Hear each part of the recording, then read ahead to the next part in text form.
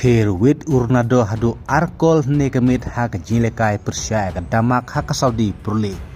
Haka bak Al Nassr klub limno eka damak hadu da saulo wekol.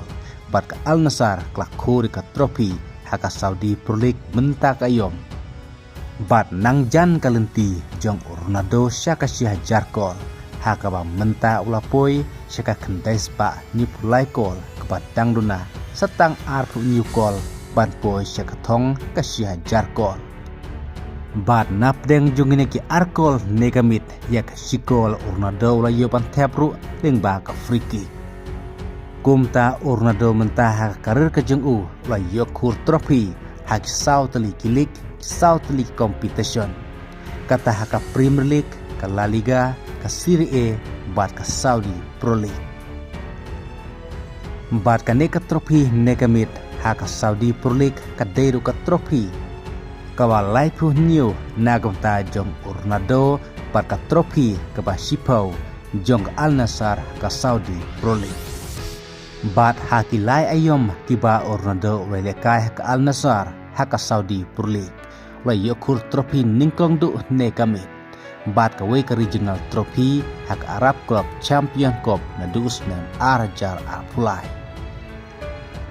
Hakane ka jilekai negamit hapdeng ka Al Nassr persya ya ka dama. Ka Al Nassr ka yo mantep kol ningkong haka menit ka balai pusau ling bau Sadio Mane ya ka bala assist tau Joe Philip. Nang tau Kingsley Coman wa yo haka menit ka San Fuad ya ka bala assist tau Al Khaibari.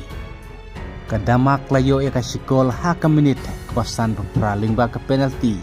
Bat urnado wa yo arkol haka menit ka drupulai bat haka menit ka ba prapway ling ba ka free kick. Hadu ba urnado hadin ba layo tep ika gol ka ba ar wa jau mat Hamadan dak jingkemen namar ba tikna unsa yokur ya ka trofi haka Saudi Pro League menta ka yom. Kum taru shisha hadu bakut ka jinglekai ka dama kamla ban kli hakmat ka Al Nassr haka bak Al Nassr klak husndon ika trofi haka Saudi Pro League menta ka yom bat haka nega jinglekai negamit urnado la kuru yaka man of the match. Kum taru urnado menta haka Saudi Pro League ulayo arpa prakol kad bah ka karir ke jengu ulayo hadu kendais pa nyipulai kol kawadang duna satang arpu nyukol manpoy siya katong kasih jarkol. Kum taru ka jing ang nudjong urnado hadin la slempa mentak la urlong pan ku trofi ha Saudi Arabia. Kum ta urnado mentak la kurah do laipu new teli ki trofi haka karir ke jang u kentup santeli ki trofi haka Champion League. Kum taru ke jing pen kre jong urnado mentak kan sedai sana mentak World Cup ka Portugal. Lah to unpoy thong nem nagamta kari mentau snem Arjar Punriu kawaderu ka World Cup ka kadu nagwanta jong u kublai sibon.